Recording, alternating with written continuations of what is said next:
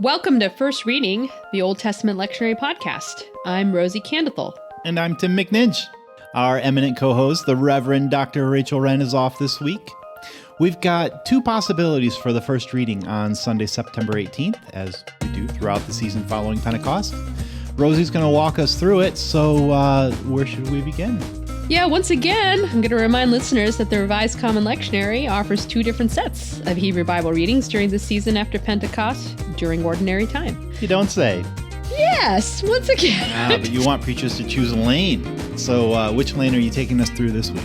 Right on, right? So this week of September 18th, it offers Jeremiah 8, verses 18 to chapter 9, verse 1 for the semi-continuous readings on the prophets. But for the thematic reading, we have Amos 8, verses 4 through 7.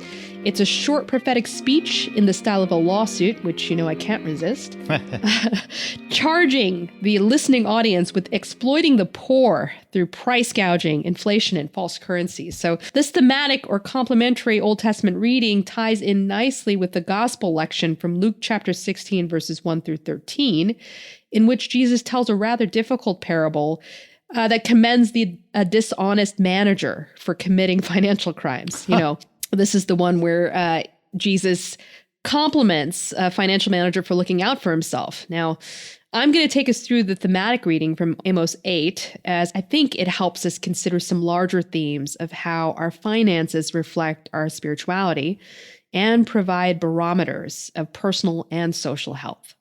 Great. And then are you going to explain the parable? I wish I could. That one's, it's probably above my pay grade, right? That's why I'm Hebrew Bible and not New Testament. We'll have to get a New Testament scholar to tell us once and for all what's going on there. Well, Rosie, take it away. By way of preliminary background, right? So we're going to want to remember who Amos is, right? So Amos was a prophet who hailed from Judah in the south, and specifically from the town of Tekoa, I'm not even sure if I'm saying that right, from the town of Tekoa, about 10 miles from Jerusalem. His prophetic mission took him up north, however, to the kingdom of Israel, where his preaching centered on social justice issues, condemning the ruling classes for crushing the poorest members of their society, and promising God's judgment. Now, we have some autobiographical information about Amos's background. What we know is that he didn't come from the elites or upper classes. He wasn't one of the prophetic guilds, a member of that group, or of the priestly groups. He was essentially a farmer from the south who claimed to have experienced a call from God to head up north with this message. Mm-hmm.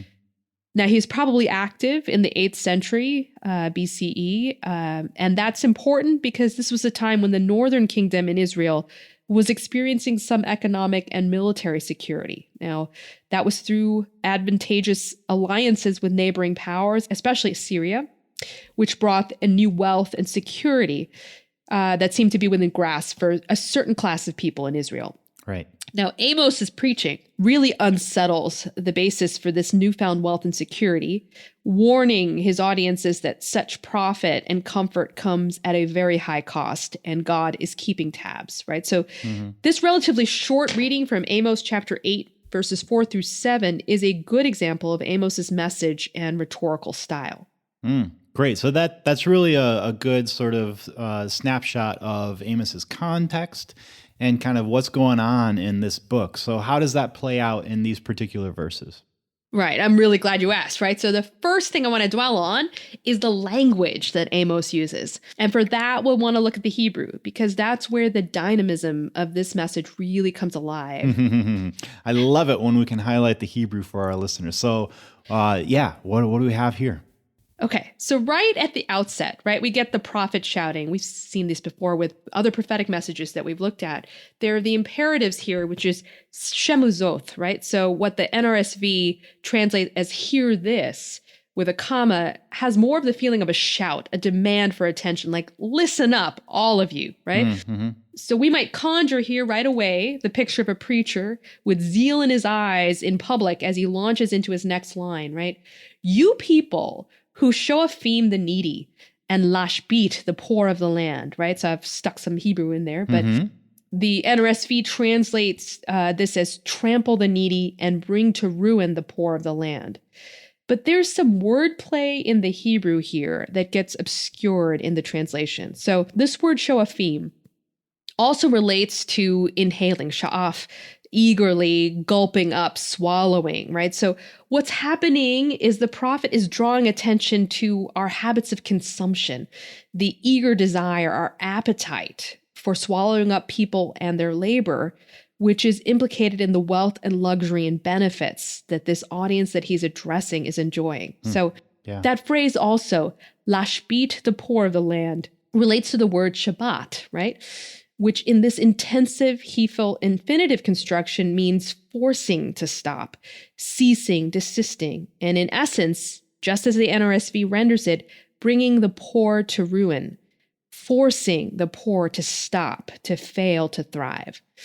The wordplay here intensifies Amos's mocking indictment using a bunch of rhetorical questions in verses 5-6. So Amos imagines and acts out this little dialogue in which the people in the audience complain, when will these darn religious festivals be over so that we can get back to business? Like, when will the Sabbath be over so that we can sell our wheat? We got to make some money here. We're going to maximize profit by rigging the system so that you get less food for more money.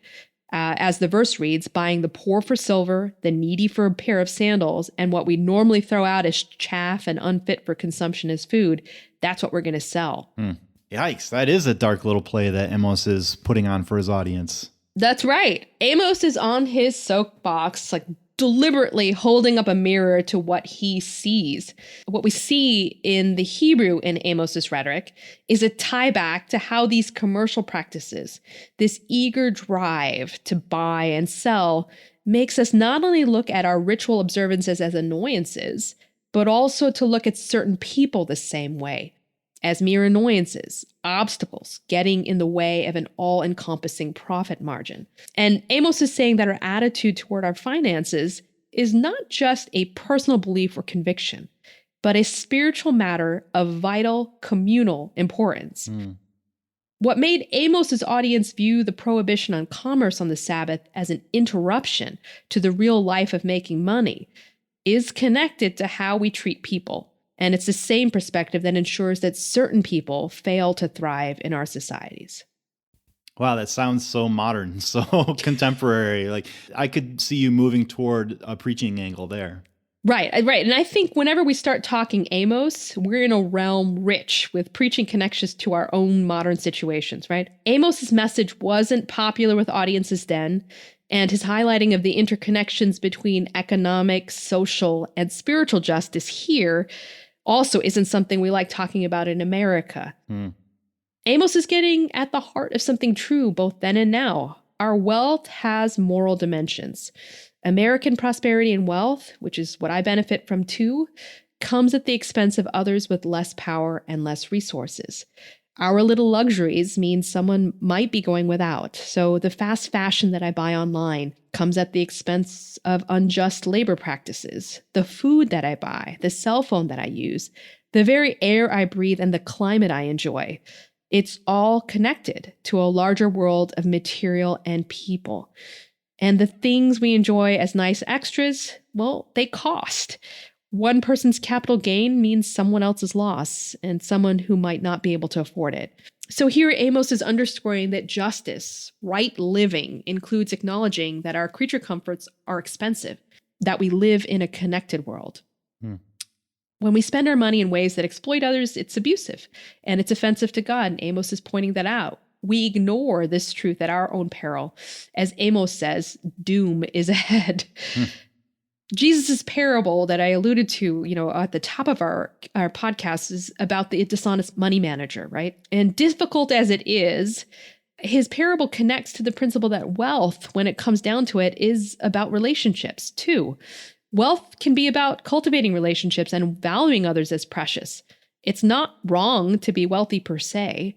Jesus had lots of wealthy patrons and influential friends, but that didn't keep Jesus from keeping it real about money either. I know it's not easy to talk about our relationship to money and wealth from the pulpit, but there's a reason why every one of the prophets and so much of the Bible addresses economics. The lectionary really provides an opening, I think, this week to draw our collective attention toward our spending. and ways that we can repent and make changes that align better with our values. Yeah, I mean, the Bible doesn't shy away from talking about money and economics, and especially in the prophets. And I think preachers would be wise to follow in that tradition, even if it is a little uncomfortable. Yeah, it felt uncomfortable to me too this week. I was like, oh, there's a lot that I should be looking at in my own spending habits and the easy way that I use my credit card. Right. Well, that seems like a great place to leave off for this week. So thanks so much, Rosy, for helping us with this challenging text.